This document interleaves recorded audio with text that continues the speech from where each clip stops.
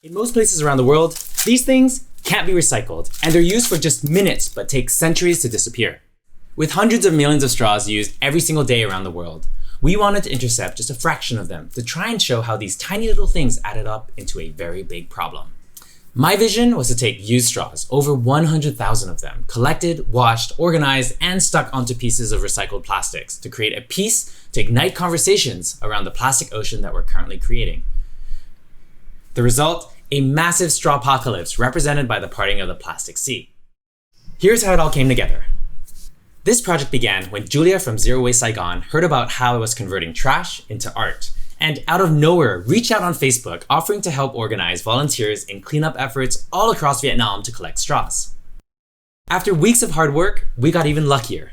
Starbucks Vietnam heard about our efforts and offered to put their resources at our disposal and set us up with collection points across various Starbucks all across Ho Chi Minh City. Things were getting really real, really fast, and by this point, I still hadn't figured out my final concept. One of my earlier ideas, for example, was to create a vortex of straws. And while it looked really cool from the front, from the side it looked kind of like an ice cream cone, or a turd.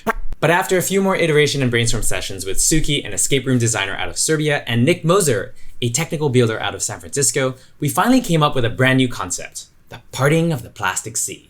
With more plastics and fish in the sea scheduled for 2050, the idea of representing the oceans saturated in plastics just felt like the right message. Only one problem. We didn't have a place for our 8-meter-long installation to live.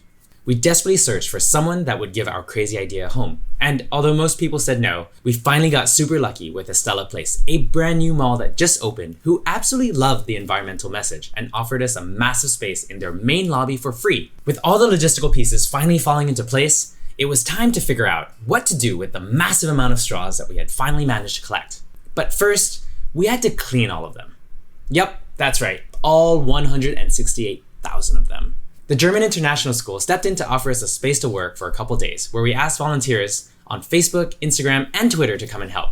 And come they did, spending days washing, sorting, and organizing the thousands and thousands of straws that were collected. Since the plan was to build the parting of the plastic sea, I recommended grouping our straws into a few different categories. Blue, black, and green for the waves, white for the foam, orange and yellow for the sand, transparent straws for any transition points, and red, well, I didn't know what to do with the red ones because they were a little bit distracting. Parallel to all the cleaning, a friend of a friend called Fosha helped us convert our design from concept into reality, acting both as a translator and 3D expert.